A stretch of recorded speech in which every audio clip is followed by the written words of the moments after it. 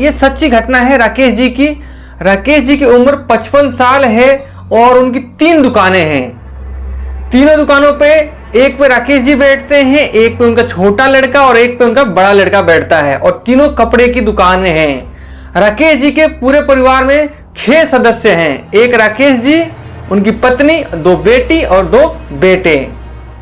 घटना जब चालू होती है जब उनकी छोटी बेटी का एक्सीडेंट में डेथ हो जाती है। डेथ होने के कुछ ही दिन बाद छोटी बेटी बड़ी बेटी के सपने में आती है और कहती है, मुझे भूख लगी है, मुझे खाना दो, मुझे कपड़े दो, मुझे पहनना है। ऐसे सपने बड़ी बेटी को बार बार आने लगते हैं और एक दिन बड़ी बेटी का भी रहस्यमय तरीके से मृत्यु हो जाती है। बड़ी बेटी की मृत्यु के बाद कुछ ही दिन हुए थे कि सेम सपना उनकी माँ को भी आने लगता है। बड़ी बेटी और छोटी बेटी माँ के सपने में आती है और कहती हैं कि हमें खाना दो, हमें भूख लगी है, हमें कपड़ा दो, हमें पहनना है। और ऐसी सपना कुछ ही दिन आता है और उनकी माँ की भी रहस्यमय तरीके से मृत्यु हो जाती है। माँ की मृत्यु के कुछ ही दिन बाद सेम सपना उनके छोटे बेटे को आने लगता है। सपने में वही देखता है कि माँ और दोनों बहनें खाना मांग रही हैं और कपड़े मांग रही हैं, और कुछ दिन सपना आने के बाद उसकी भी रहस्यमय तरीके से मृत्यु हो जाती है। अब बचते हैं राकेश जी और उनका बड़ा बेटा पंकज। वो दोनों बहुत चिंतित होते हैं। वो सोचते हैं कि ऐसा क्या हो रहा है हमारे परिवार के साथ कि एक एक करके हमारे परिवार के सदस्य मरते जा रहे हैं। तो एक दिन सुबह सुबह उनके दरवाजे पर अघोरी बाबा आते हैं भिक्षा के लिए। पंकज जाता है, कुछ पैसे देता है और उन्हें खाने की कुछ चीजें देता है, और जैसे देकर अपने घर के अंदर घुसने वाला होता है तो अघोरी बाबा कहते हैं, रुको, तुम्हारी भी मृत्यु 1 महीने के अंदर हो जाएगी।